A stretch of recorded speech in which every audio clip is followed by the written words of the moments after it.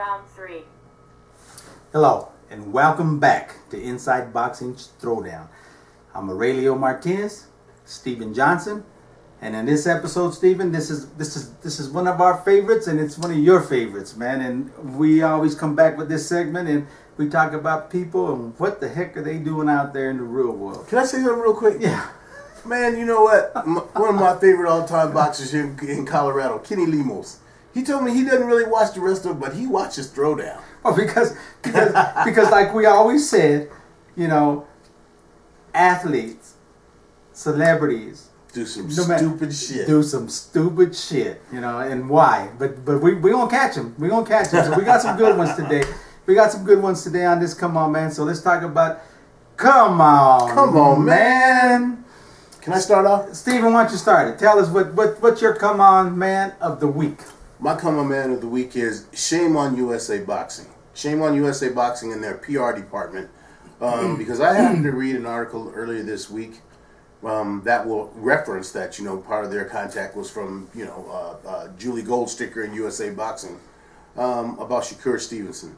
Shakur Stevenson is representing the United States in this 2016 Olympics in Rio de Janeiro.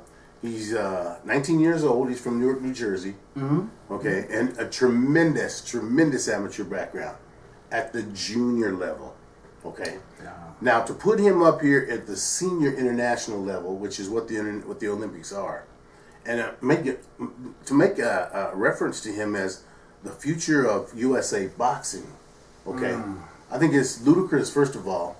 And then shame on you for putting all that pressure on this young kid. You know, as we know, Olympic competition consists of countries where they actually pay their athletes. He's fighting men. It's their jobs to do this, okay? And most of these guys are married and have kids. They're seasoned boxers, yes. Exactly. Now, for me, I'm hoping that Shakur doesn't get destroyed to the point where it would take his heart.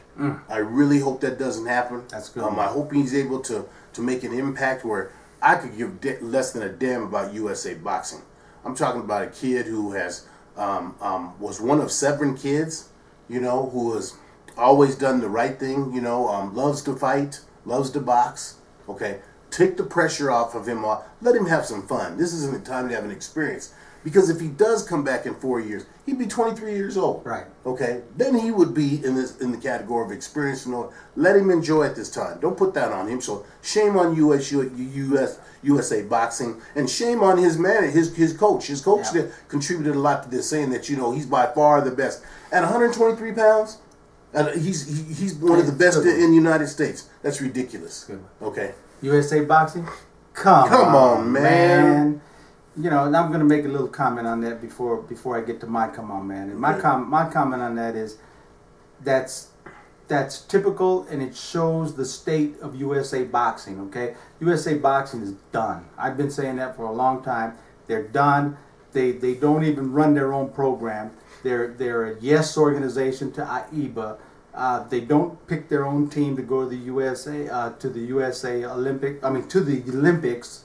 But they can't because of AIBA. Yeah, but that's whose fault is that? That's USA Boxing and the USOC, the United States Olympic Committee. True. How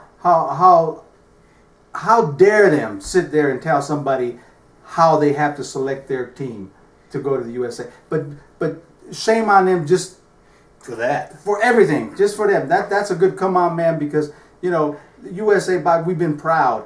For as long as I can remember, we've been a proud country. We've never sat there and have to be a yes person to anyone. It's a damn shame. When's the last time we had an Olympics, you know, other than 2012, and, you know, when AIBA started mandating everything? You know, this year, folks, we don't have anybody represent the United States in the super heavyweight or the heavyweight division or light heavyweight. You know, we don't have any of those three. When we selected our own team, that's when you had the Sugar Ray Leonards, the Marvis Haglers, the Andrew Maynards. The Andrew Maynards. That's when you had the pride. Okay, now they've taken that away from us. They stripped us. We're on our knees, and shame on them. Yeah, okay, shame on them. And at the lightweights, like Michael Carvajal. I mean, we always had guys in every weight category that we knew were going to cause problems. Okay? You know, but Stephen, I'm telling you, instead of going to the Olympics and being shamed and being putting such an ugly step forward, I'd rather see USA Boxing abolished. Just get out. If we can't go on our own terms and our own feet and go proud, I'd rather not see us go at all. And I'm serious about that. USOC, take boxing away from the Olympics. Just remove it. No reason for us to go up there without the team that we know we could put forward. Okay? I didn't mean to get on that, but you hit a nerve when you get on that. That's a good one. So good. Okay, now let me get to my come on man. Okay? Please do. Here's my come on man. Now this is something, and I don't want to misspell or mispronounce his name. I'll help you. Okay, help me out. Isaiah Crowell. Isaiah Crowell, NFL, Cleveland Browns running back. That's my come on man. This man went and posted a picture of a cop getting his throat slashed on the internet. Come on, man. What could someone possibly be thinking to do something like that? Well, wait a minute. Let's back up a little bit. This is his profile picture. It's not just putting a picture there. It's his profile picture. Okay, so we understand, that everything, a lot of this with you young cats is like fuck the police and all that. We understand that. But to put this as your profile picture up there, now, let's be honest about this. He has someone that's, with the knife to the throat of this cop with a hood on. Okay, so there's no balls right there. If you want to do that, put your own picture up there and show that you're doing it if you want to do it. But you know what? I'm gonna take over here for you sake. No, really, because where's Roger? Go. You got your comment. Where's Roger Goodell and the NFL Players Association? We shouldn't even be talking about this. Your standards. They should already told him you're suspended for the year. Yeah, seriously, you're suspended for the year. Well, every organization you got to adhere to standards, to certain standards. Okay, my whole thing about it is, as much as I and everyone else out there don't like what's going on in the United States with the police killing anyone, whether it be black, brown, white, whatever it is shooting them, murdering them. Okay, this is just a small group of individuals. These are individuals. It's not the entire police. Okay, it's not the entire police force. Some people argue with it on that. Well, they will because but they do have the authority, and that's probably one of the problems that the USA faces is they give the police all this authority that they can do these things. They never get reprimanded. It's just a power thing. Okay, but still. What about the police that come and protect you? What about the police that come and do stuff in the community? Well, not even just come and protect you. I mean, when you're in trouble, you call the police. That's right. Okay. That's right. There are good police in there, so you can't condemn every police. I mean, right now the police are on eggs because they don't know what's going to happen, if they're going to get shot at, if they're going to get. These are innocent people. Okay. And that goes not only for police, that goes for anybody. That goes for any, your Muslims, your Mexicans, your blacks, anyone. You got the good and you got the bad. Okay, so you have to have the training. If you're in a professional job, you have to have the right training to be able to weed out these people that abuse the power. Actually, on my social media pages, I actually put up a post yesterday. I no longer will feed into conversations. I've got friends that have political, and all this stuff, and it gets me amped up to the point where I make comments, then they come back.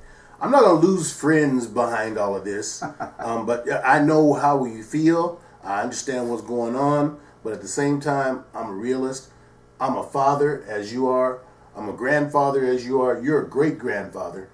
Our concern is for our kids, okay? Oh, you better. I'll never allow my kids to grow up thinking that all cops are bad and painting with that brush. Because for all of my life, I'm 63 years old black man. There's too many people painted that brush with all black people. That's right. Painted like that. So we're not gonna feed into that. So no. So let's just finish the come on, man. So Isaiah Crowell. Come on, man. Roger Goodell, NFL Players Association, bust his ass. That's what he needs. And talking about the world and how it is, I want to take a line from the late Marvin Gaye. Who is willing to try to save the world? There you go. I am, for one. Me too. All right. You got it. So, Steve, yes, sir. That ends this episode. Yes. And next week we'll bring it right back. And we'll do it. So 10 seconds left. We're going to talk once again, like we said. Mikey Garcia making his comeback. We're excited about that. Leo Santa Cruz. Yeah, we want to talk about that. It's a couple of weeks away, so we'll talk about that and what to expect from Mikey. So you see what happens. Until then, guys, hey, keep them hands up, baby. Keep them up, baby.